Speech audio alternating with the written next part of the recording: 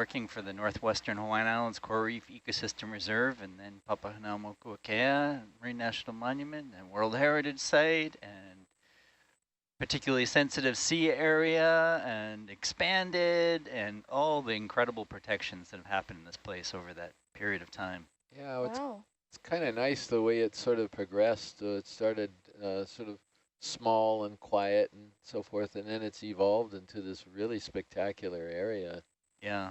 over time. And then this will probably be the final step, is that right? The sanctuary designation, or is there yet another level that the monument can achieve? You know, I never say never, because we just don't know. But this would be, as far as the protections that we have available to us, would probably be a final stage. But there are many different agencies involved that have different rules and regulations. There's the state of Hawaii, there's the Department of Interior through the U.S. Fish and Wildlife Service. There are two different branches of NOAA, the Fisheries and the Office of National Marine Sanctuaries, Office of Hawaiian Affairs. So there may be other protections that from those other agencies that may even increase protections further, but it's quite well protected as it is. So within this consideration, we're using the existing protections as the baseline, as the bottom end of this proposal. So we won't be diminishing any protections. It's either expanding protections, adding protections, or not, or we're not doing it. So that's where we're at. It's layering on additional protections. Well, I know this is more of a personal opinion, and not everybody's going to agree with this, but the monument was, or the reserve initially was set up to protect more or shallow water species in birds and terrestrial animals and Monk so forth. seals. Monk seals, exactly. But I have this feeling that if we were to suddenly fast forward to about 500 to 1,000 years from now, that one of the most important benefits from this area will be its protection of deep water resources, because at least most of you are aware that the deep sea mining industry is in a sort of embryonic stage right now.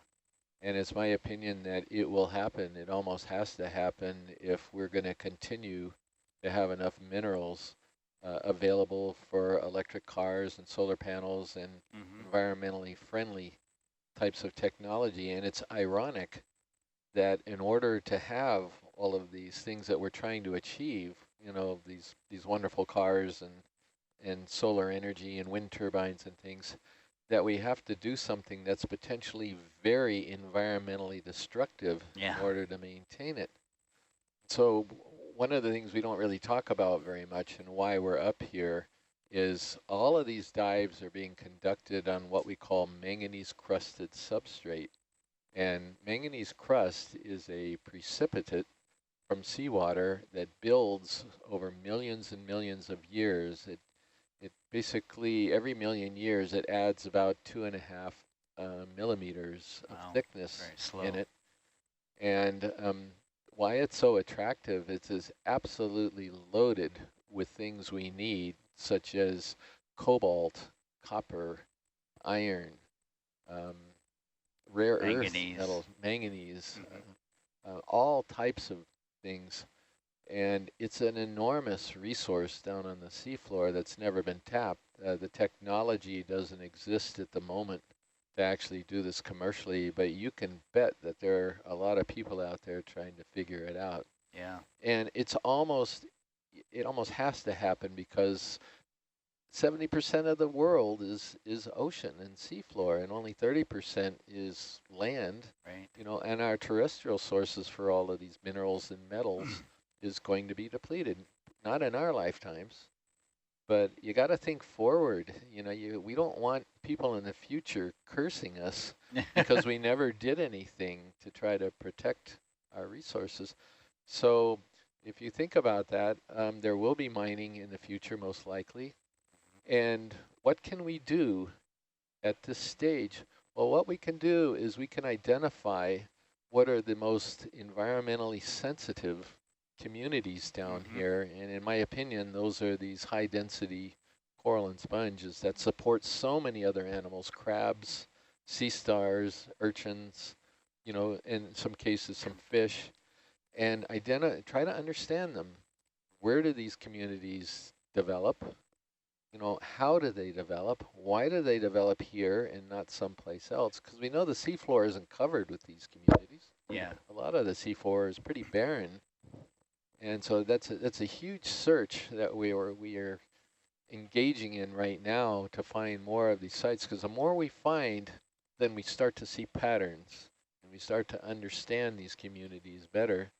And once we gain that understanding, then we can help direct the mining industry, not us personally, but you know, the science community in general, direct them to locations which are safe to mine, which means they are very low impact, and direct them away from the resources that are most sensitive.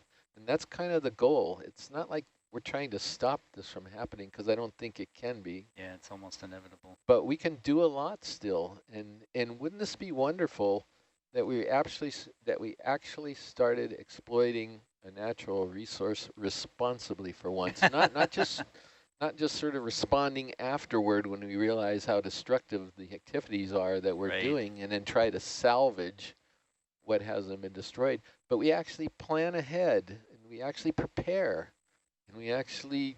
What a novel concept. What a novel concept. And we have the tools. We have the tools to do it. We have the tools, and this is one of them, you know, it's sort of an underlying objective of mine underneath all of the other things that we're trying to do. You know, we want to gain this understanding, and we're not there yet. You know, I pick sites trying to estimate where we can find these communities, and obviously everybody can see I don't pick right all the time, because I still don't have that level of understanding of where they are. So that's it. That's I'll get down from the podium now on my soapbox. No, it's a very important thing. I mean, certainly we do need these rare earth minerals and cobalt and other things for, at the very least, our iPhones and other high technology devices, solar panels and things like that, use them, electric cars and advanced technologies, use those that we use every day. And unfortunately, you know, the technologies that are being developed, at least some of the first proposals, are relatively brute force, semi-destructive technologies, similar to strip mining on land, but on the bottom of the ocean. And then you also have the impact of they mine the materials on the bottom, kind of pump them up to a surface ship in a slurry, and then kind of semi-clean that and inject that slurry back out into the water. And what happens when that gets into the water column? I think we've seen, certainly on this expedition, that, you know, a number of these communities are affected by sediment falling from above. It makes them, if it's quite a lot of sediment, they're unable to attach to substrate, and it also can block up sponges. We've seen some sponges that have certainly had, you know, sediment and other things on them, and that's how they're filter feeders. You know, what happens with the filter when you put fine material in it? It doesn't work very good after a while. You have to change your coffee filter every time. You have to change your filter in your vacuum cleaner after such a certain period of time.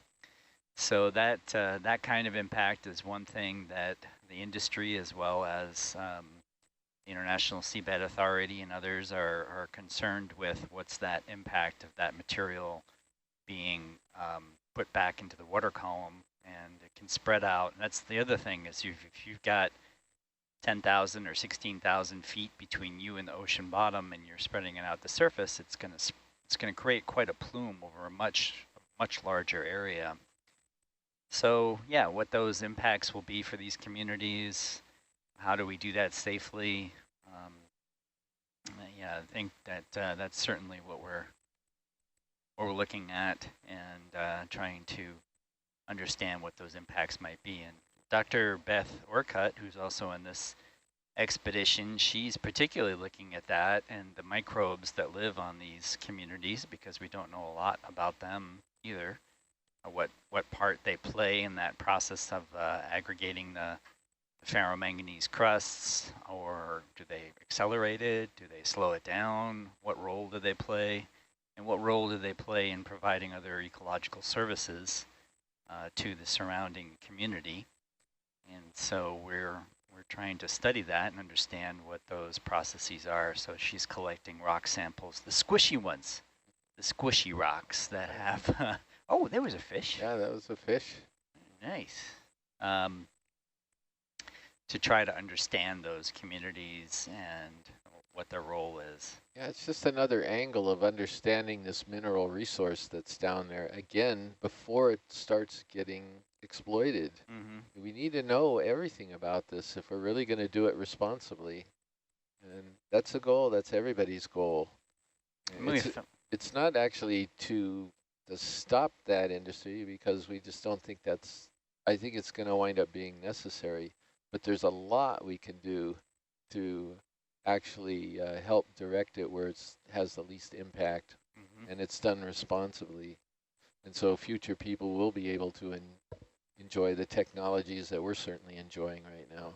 Yeah, so I think we've certainly found on land that it's very, very expensive to restore some of these sites that have had like strip mining, when they essentially, a lot of cases where they cut off a mountaintop completely to harvest coal or other minerals. And they are doing restoration on a lot of these sites around the world. And it's incredibly expensive. And the other thing is we don't really know if we've restored it to the natural state to provide those ecological services that we need. So that's the challenge with these kind of resource extraction things, is that if you have to do it after the fact and try to restore it, what you've lost, A, you may not be able to do it because you didn't know what it was providing to begin with. B, it's very, very expensive. And C, in a lot of cases, it completely fails because of erosion and other things, and those mountaintops are washed away again, flood the rivers. So that's not the way to do it. This is certainly a better way to try to figure out what's down there and what the impacts might be, and how to go to the least sensitive places if need be. One of the scary parts about this, and I think everybody sort of has a sense of it, is that these resources are unrestorable, in my opinion. It's not like you can replant a lot of glass sponges and within a few years you've got another big bolosoma and caulophacus and all the. It doesn't work that way. No. Once you go down there and once you strip off that surface, people are not going to see any changes in that stripped area probably hundreds, if not thousands of years. And so this is part of the sort of figuring out where to do this, where there's the least amount of animals and hopefully hardly any at all, but there's still valuable crusts down there or nodules down there, so that, okay, you've altered that substrate, but you actually haven't done that much damage, because you won't recover it, you won't restore it. And of course, there's people out there who think it should never be done, but I'm more of a realist. People aren't going to, we're not going to go back to stones and wooden spears and everything else. They're going to want their cell phone. Technology is just going to evolve, and they're going to need all this material. Yeah. So I don't know if you saw this. I tend to read the New York Times on my iPad in the mornings, but several days ago, there was an article about cobalt. And I did not know this, but perhaps the world's largest source of cobalt is in the Congo. And there are some countries out there that are actually attempting to buy up the land in the Congo in order to exploit this. And cobalt, I also didn't know this, that cobalt is extremely important for extending the life of batteries. And we are in an age of battery technology. Batteries are going to revolutionize the Yeah. world as they improve. And you know that already from the lithium batteries in cars and your phones and everything else. So cobalt is becoming a really, really important metal. Well, where are we? This Central Pacific, where we are, is referred to as the prime crust zone, or the PCZ.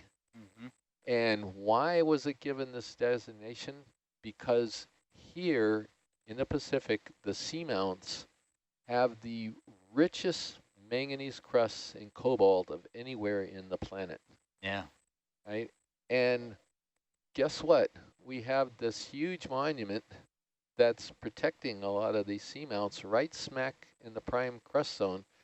There's lots of other areas here where mining could take place, but I can tell you that seamount nodules that we saw, Dr. Orcutt was there last night looking at some of these nodules.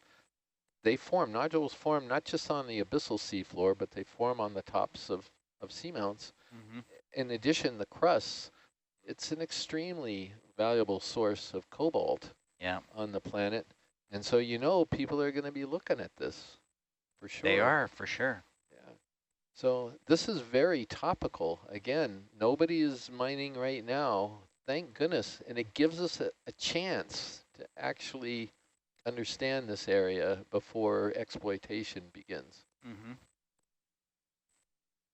Yeah, that's just industry is gonna move forward.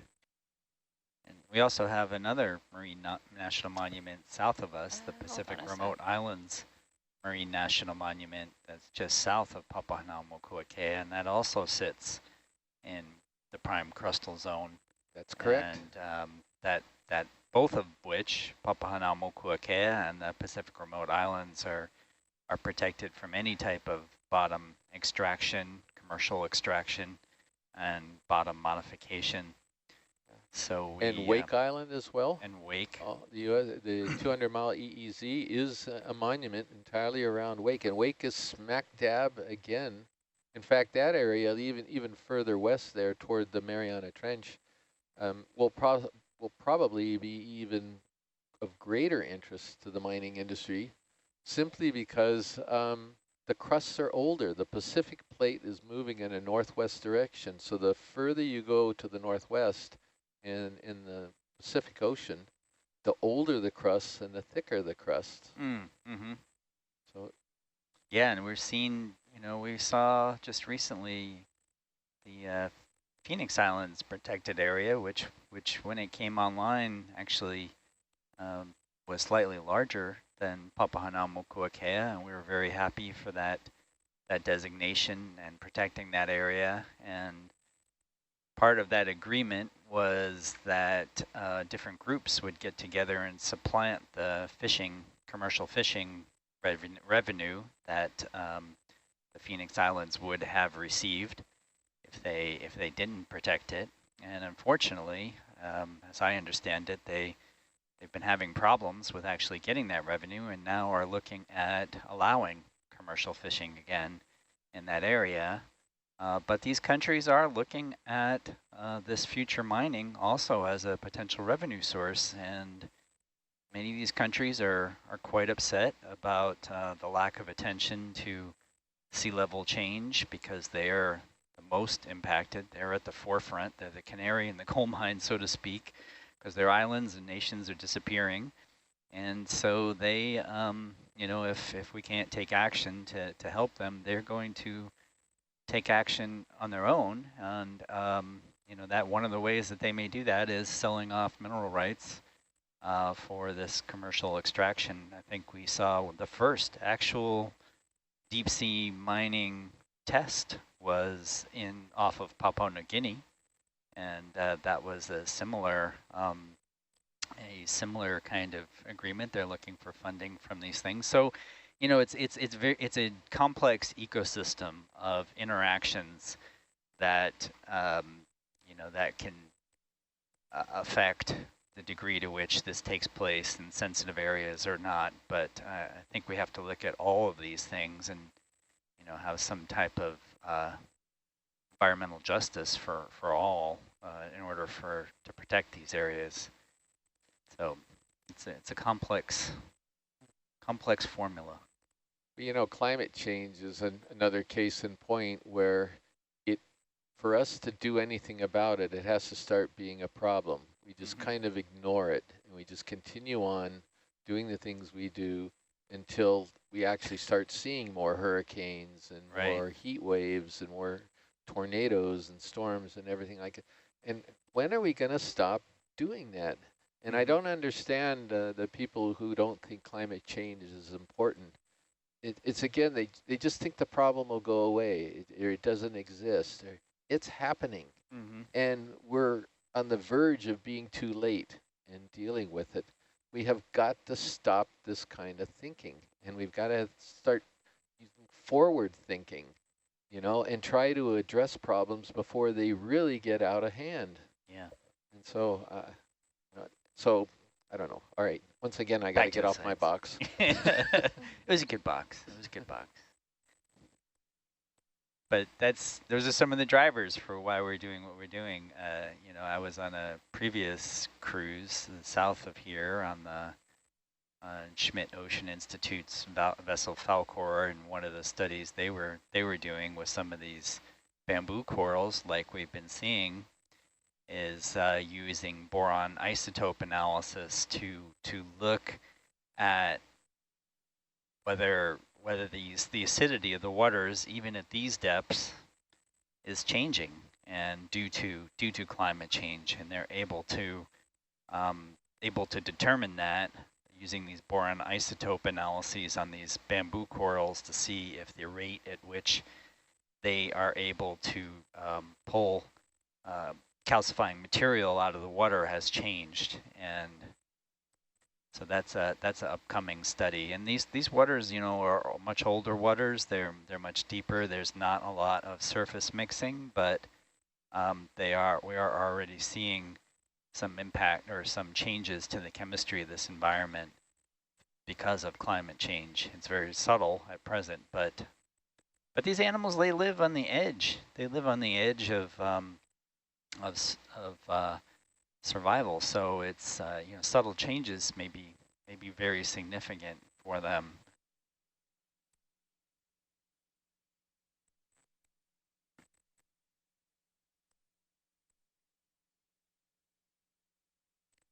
Well, all right, I'll jump on my box one more time.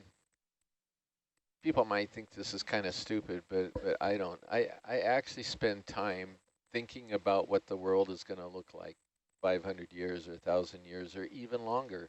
With any luck, the human species will survive for millions of years in the future. Who thinks about these people? Who thinks about what we're going to leave these people? You know, I actually do. I think about it, and I think about, you know, like, I don't want them hating us because we've trashed the planet.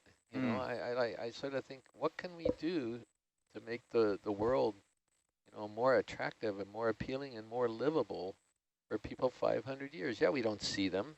Our offspring are not going to be living that long. But why shouldn't we care about many future generations? And why shouldn't we take steps to try to ensure that they can enjoy what we're enjoying, a green environment that's relatively clean? Yeah. And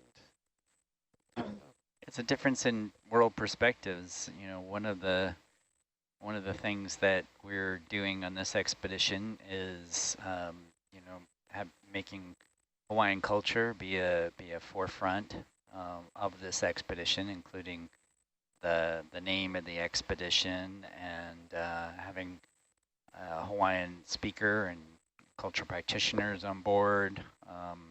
And if, you know, one of the ways that Hawaiians, as well as other indigenous cultures around the world, they don't view this generation as alone in moving into the next generation. They consider 7 generations ahead and 7 generations behind as part of this continuum of moving forward into the future.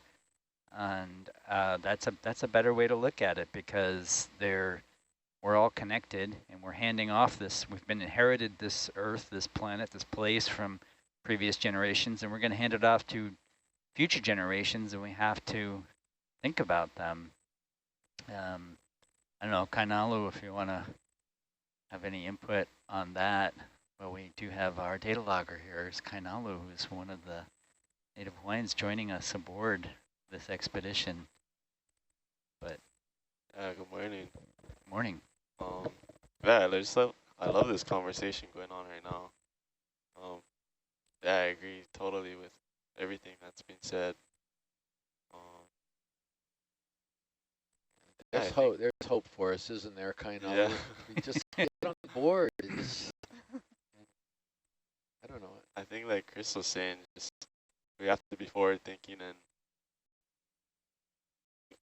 about the future generations ahead of us, even though we're not going to know these people. And like Andy was kind of mentioning, within a lot of indigenous cultures, we think about our future and also our past though, and our past generations are guiding us, even not physically necessarily, but in spirit and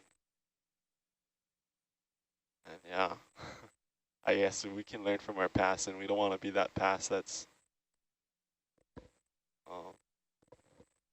like Chris was saying, hating on, you know. I guess it will be a lesson that hopefully, but yeah. Sorry, it's pretty early, so I'm yeah, we're in the same boat. But you know, you hear all of these news. For example, the animal extinction rate right now is as high as it's ever been. Who's causing that? It's us. Right. Like, don't you think that people 500 or 1,000 years from now have the right to enjoy elephants and rhinoceros and all the wonderful nature that we are enjoying out there? Yeah. You know, why don't they? Why does it always have to be me, mine right now without thinking about other people and leaving enough for future generations, even if we're going to be gone and we're never going to know these people? Well, yeah, one of the things that I really appreciate here learning during our expedition is that when we reach the ocean floor, we do our ceremony, our private ceremony, and really coming all of us together with a mindset of openness, humility, gratitude for being here, and the learning that the environment is giving us. So we're connecting our humanity to the larger environment. And that's a very special concept. Kainalu, maybe you can expand a little bit on that? Like, what is the term? You mentioned the term the other day. The Apua, I think. But it's a very special concept that we are part of the environment. Right. And it's not just our world, we're sharing this world. It isn't just one culture, we're sharing the world with different cultures. I mean, that word share is so important in so many ways that that's a big word for me. If we have good fortune, sharing it with less fortunate people, you know, and helping, you know, others and helping animals. Okay, not every animal has got the brains that we do and can do what we can do. So, but so what? I mean, can't we just share the planet with all of these animals? Now I'm really starting to go off a deep end here. But no, it's true. We share the waters, all the waters travel the entire planet. It takes years, but it does. And then if we think of our air, we're sharing the air as well. So all of the global systems of Earth are working in interconnectedness and impact each other, or we impact others on the other side of the world. So I think just that connectedness to our environment and really take only what we need. Yeah. It's a very important to Yeah. internalize and also inspire others to do the same.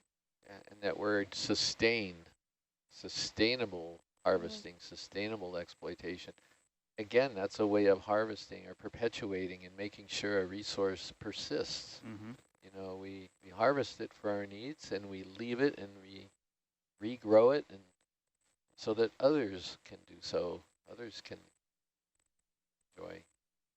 Anyway, I don't know if they're ever going to let us do a 4 a.m. watch stand again. That, you know, I don't know. We're getting good comments here, I think. Are we? Yes. This is Yeah, I'm getting good this is one of comments. the best blue water discussions they've ever heard. Really enjoying it. So I think we got to keep going. Yeah, I agree. Yes. Because otherwise I'd be falling asleep. I am not conscious until we started this discussion. So We could talk about the dive. There's a thing. we could, but we're not quite at the bottom yet. So we're gonna keep going. Well, we're Yeah, not that so- far away. We're about We're pretty Okay. close. Then we won't. 600 meters. But I Yeah. think one of the philosophical ways of helping this along, there's a great Hawaiian practice called kilo, which is really observation and connecting to your surrounding environment. It's really a way of, it's like a meditation almost. It is like a meditation. You're breathing and you're really listening to what's going on in your environment. You're taking a break from your daily hustle and bustle and busyness of life and all those things that are going on in your head that you've got to do, and you're actually connecting in your na'au, as the Hawaiians would say, in your center with the environment around you, and actually trying to observe what's going on. And you know, what's the weather doing? What's the wind? What's the position of the sun? What are the clouds doing? What are the birds that are flying around you? Or in this case, what's swimming around you? And in that way, you know, you connect in a very personal way with the environment, and it allows you to not only appreciate it in a different way, but also to connect yourself with that place that you're in. It's very you know, it's very important to do that, to just stop and say, you know, who am I and what am I in this environment around me? How am I, you know, what's going on around me?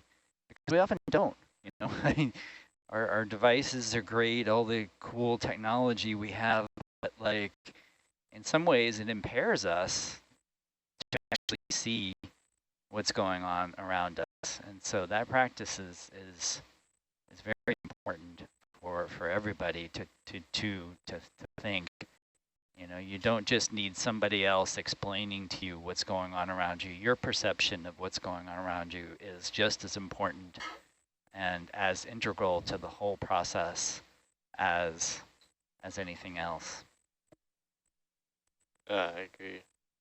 So much distractions nowadays, but it's always good to just take a breather and, yeah, like you said, doesn't have to be long, but just take time to observe what's happening around us, and that way we better understand our relationship to where we are. Yeah. Yeah, I mean, you went on that recent research expedition where you did a number of those. There's a regular part of the daily routine was to do those observations, right? The kilo observations. Yeah, try to. Yeah, try to. Well, I mean, you had a integrated science approach. You went out on an expedition to Lalo, to French frigate shoals with primarily Native Hawaiian researchers, scientists. I mean, these were people that had, you know, they were doctors, PhDs. They had their advanced degrees, many of them, and they integrated traditional ecological knowledge practices with the, you know, a lot of the Western methods that they taught, and and did that on a daily routine. I don't know. Well, you were on the expedition, so maybe you can talk a little more about it. Yeah, I mean, Okay, since we're getting close to the bottom, let's Okay. switch topics a little bit Okay. here. You were the And Do you want lead. to talk about the dive, or what do you want? Yeah. What topic now? yeah, what the hey? We might as well sort of throw the dive in here. Great, thanks. We are at 1480 meters or 1,480 meters.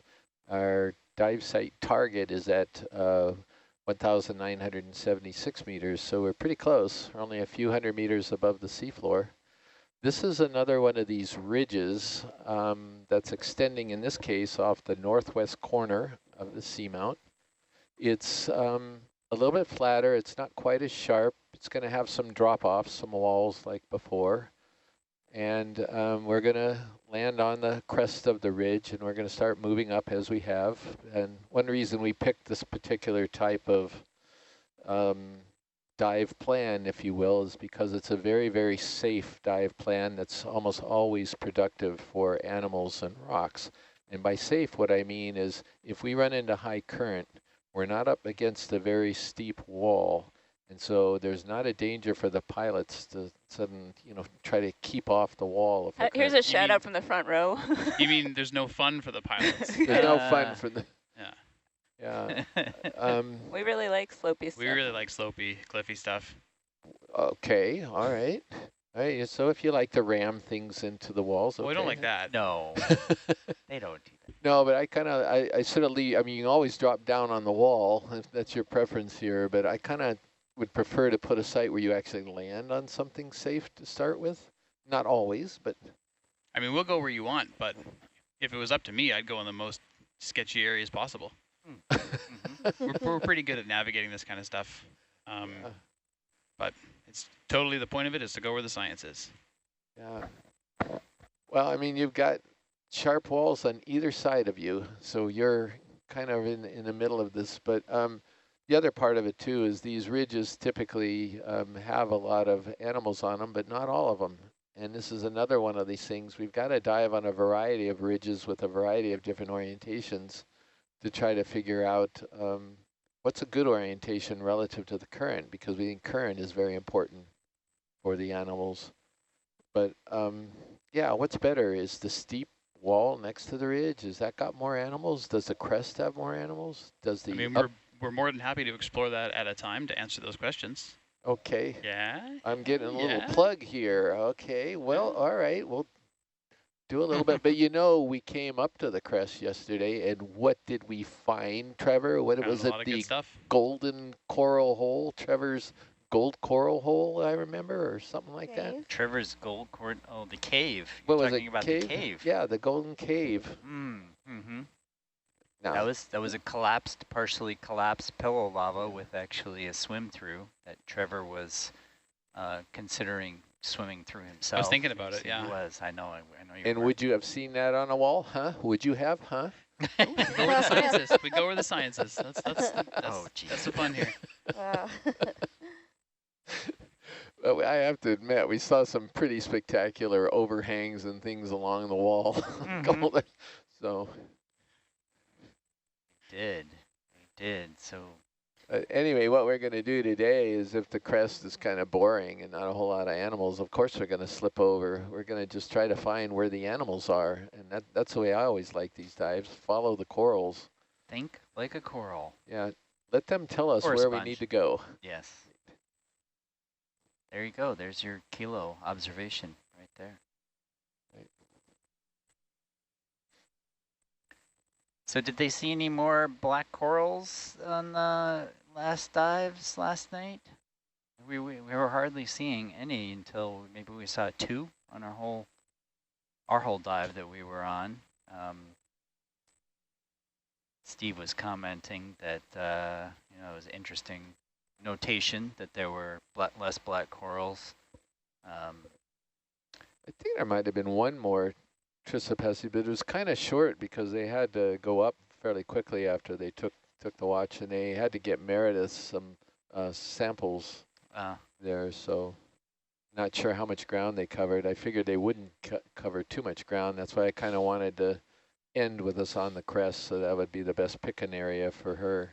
Mm-hmm.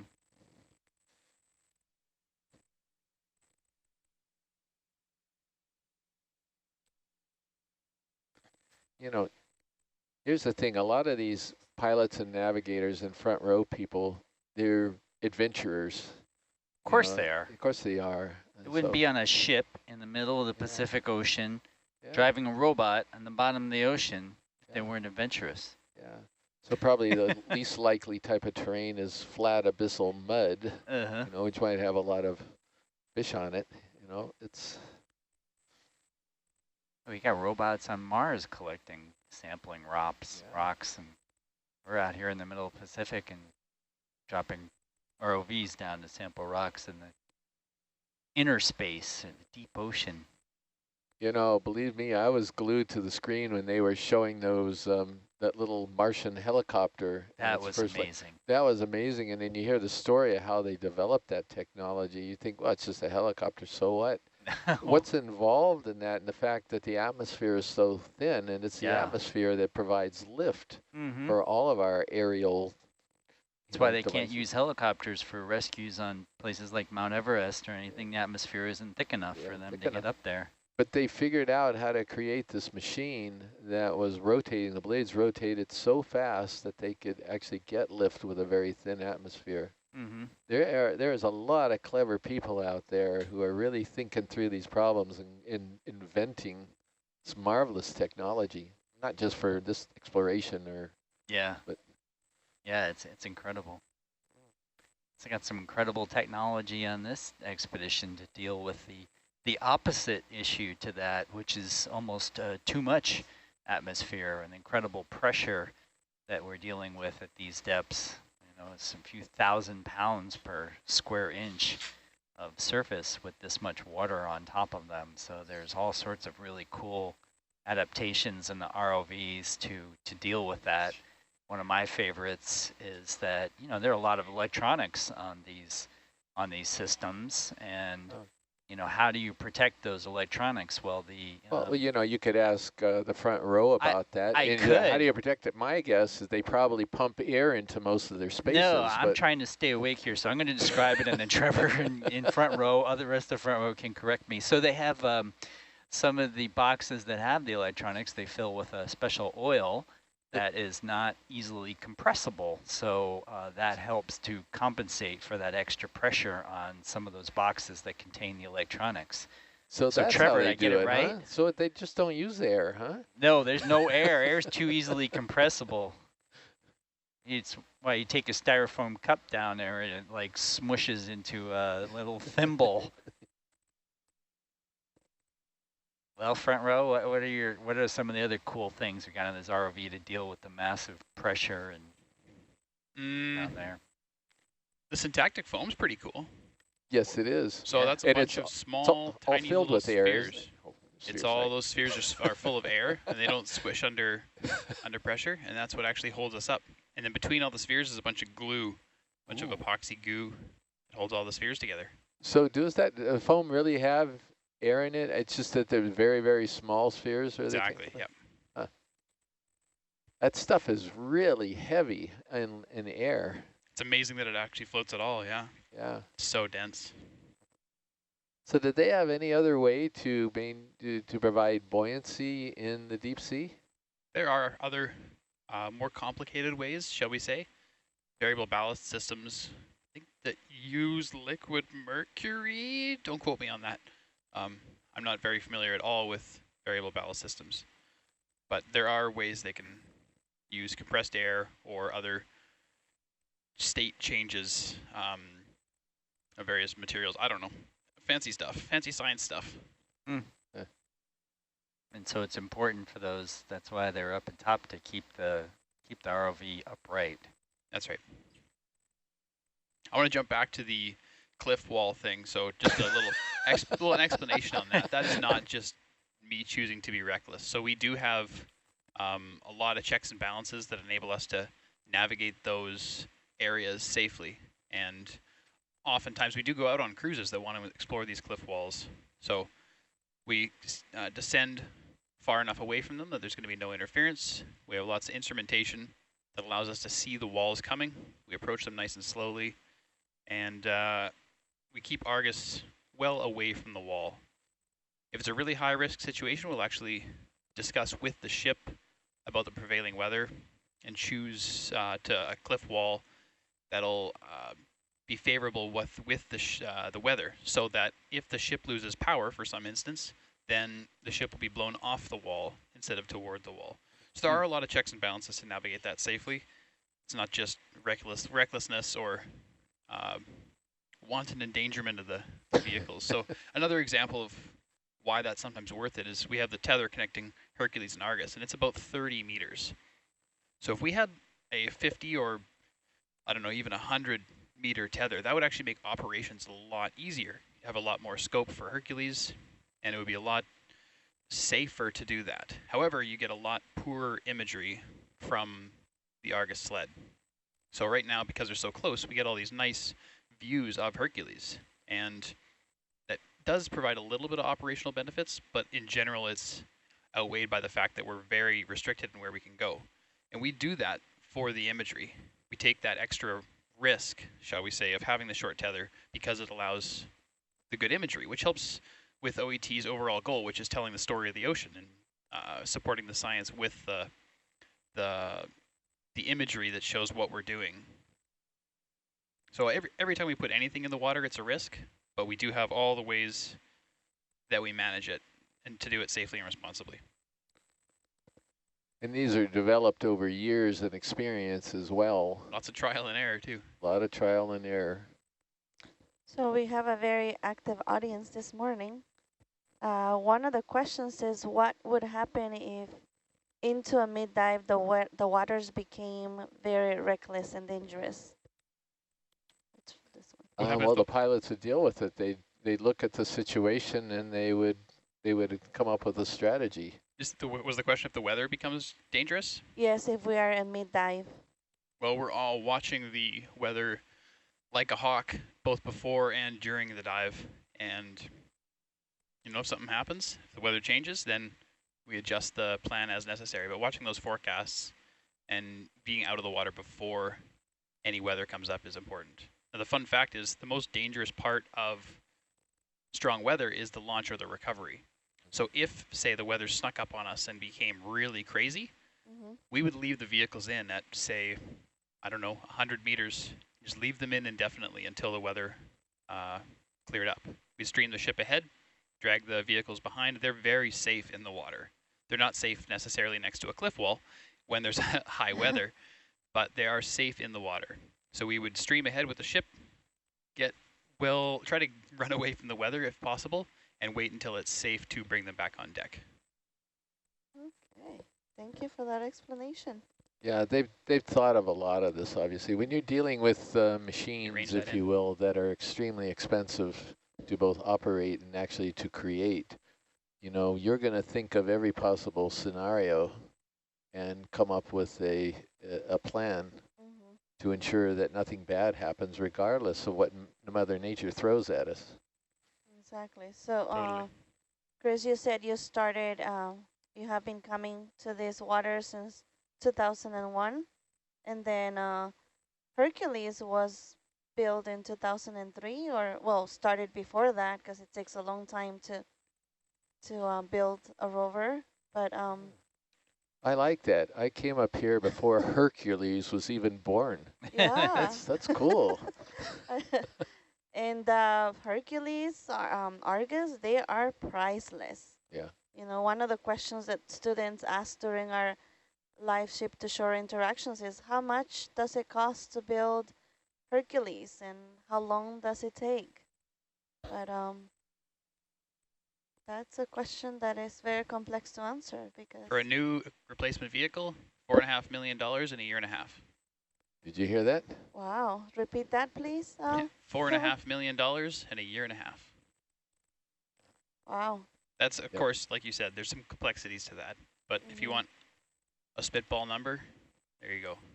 Thank you. Thank you for that. 20 meters off bottom. Yep. We're Bottom seeing in the sight. bottom now on sonar. And She is. in Hercules. I'm going to clear trails. Is that cool? Sounds good. There we are. We can see it now. Yep, and we're getting ready to conduct our private ceremony as we hit the ocean floor. We're going to do that after we do the white balance, I think. Uh-huh. That would be great. Yeah, thank you. Yeah, just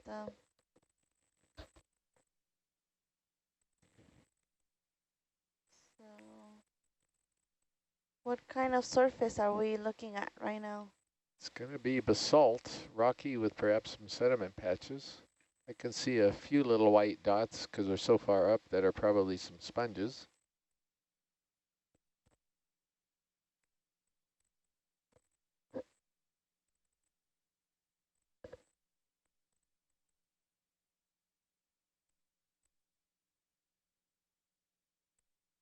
Oh yeah, I see some, those could be some corals maybe, or sponges.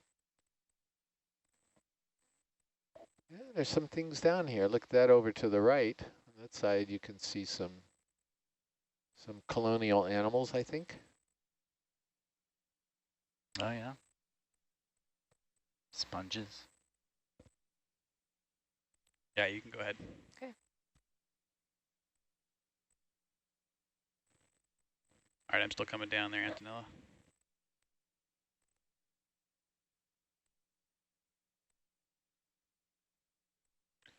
And you can start coming around to port. Another gigantic stalk of one of those really huge caulophacus sponges, I think. Those are so cool. What's weird about it? What's weird?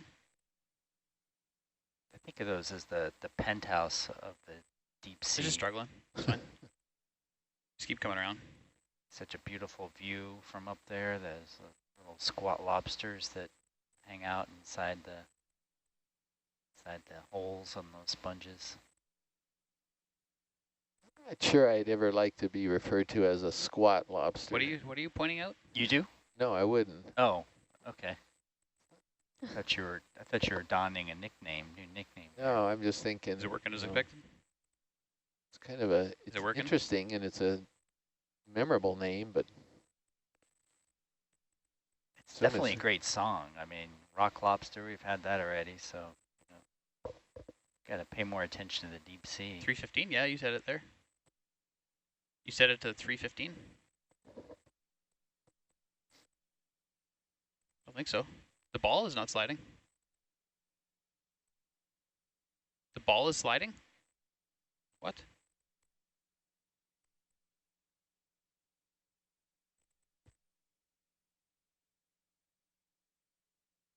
Oh, yeah. Oh, I see what you're saying. Okay, let me try this. Yeah, roger.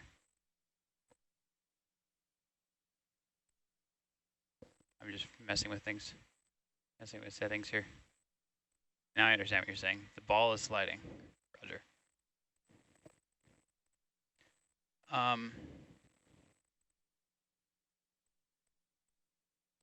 So the audience is curious at what depth we are right now and yeah, roger. how Come down on Delta, please. deep can the ROVs go? The depth is about 1,950 meters, and we're just over the bottom. That's why we can see it. Bottom's about 20 meters below us or so. Love it. And this ROV, do I have a stead to reckoning solution? almost 4,000 meters. Auto XY? Can I reset first? Yes. All right, sorry. It's fine. So we're diving at about half the depth Okay, should be capability fine of the now. vehicle today. Auto XY. Thank you, Chris. Okay, let's look at that now. So why is this doing its thing? Arcus heading is 234. Thank you to all of our viewers around the world. We have the usual ones. I think Veronica is here and Jason. We have viewers from Ontario, Canada, Yeah, totally. Burlington, Ontario, Canada. Neat. Okay, I can do Seattle. something drastic. Go Seattle. Oregon. Okay, you can keep the Delta there. Where is, yeah, okay. Roger. Okay, so I'm gonna just do this for a sec. So what am I, minus 22?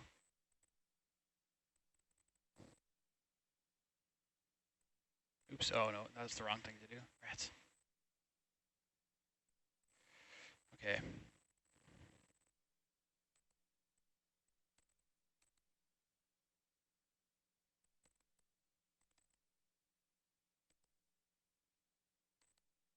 Okay, let's try this. Got it, okay. I think you're good now. Okay, I gotta come down to the bottom again. I restarted Hercules. Back end, yep. Little quick Okay, I'll note bring you around about here. the next couple of days. We are expecting a storm system to come through this area of the monument starting All right, you can tonight. take control of your heading again. So I will stop touching it. we're trying to and get let's this make sure dive everything in else is before good the after restart. swell. It's not so much a storm system, it's more the sea state You should come to is going to starboard. come up. Wait, what? And Yeah, you should come to starboard because you originally it's going to spanned make diving port a bit and difficult. So we are going the to postpone the numbers are gonna next be wrong. dive, assuming that the predictions are correct, and we're going to head south and try to do so some keep coming mapping around on to some starboard. of these Actually, can you unmapped face seamounts to remain productive, 350? and then we'll come back What's that up. ship's heading? 330. 336, yeah. Thank you. Yeah, you head 336. I'm going to come around to my port and we'll reset the RAP numbers.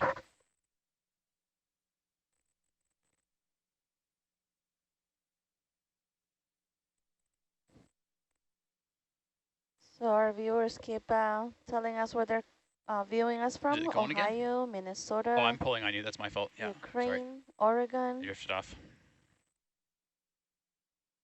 So thank you for joining us this morning and nautiluslive.org.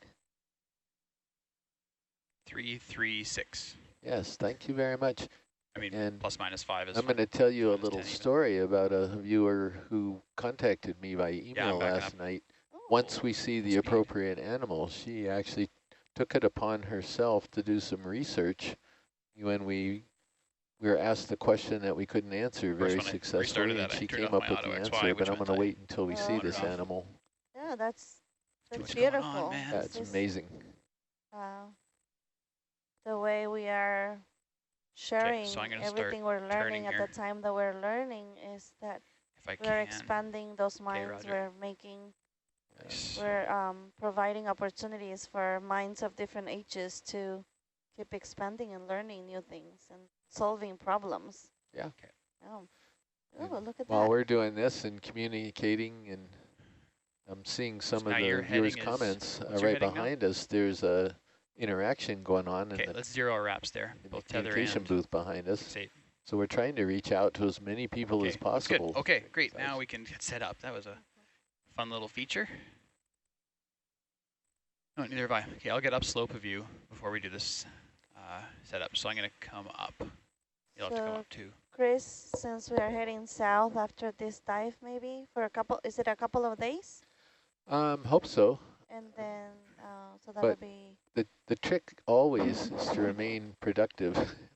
So, you know, if plan A, if you've got a little hiccup in plan A, you've got a plan B in your pocket already, because you want to just keep working. All right, and as I pass you can thinking that's what we're going to do. We can still map. Yeah. So the next dive after that would be on... It could only be a 1 day delay. That's all. Yeah. But we're going to do something that's going to help us out for some of the dives a little bit later on, just so we can remain productive. We just don't want to bob around here in the water. We're going to do something. Yeah. There are lots of sponges here. And corals. Mm-hmm.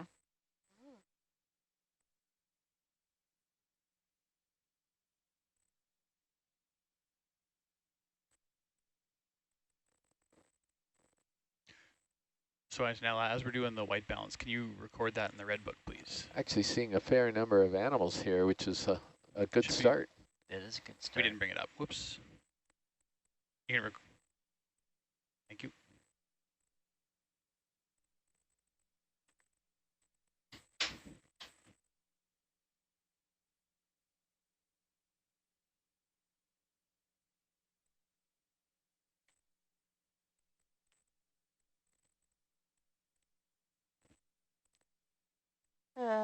Listener wants to know if the storms affected the ocean. That's a good question. I don't think we have enough information, because if there's a storm above us, we're not down in the deep open to see if there's effect, because we can't get down there. It's too difficult. My suspicion is that they don't really affect it that much, certainly at these depths. But go ahead, Aaron. Us. A few hundred meters below the surface, absolutely storms could affect the seafloor. But since we're about 2,000 meters,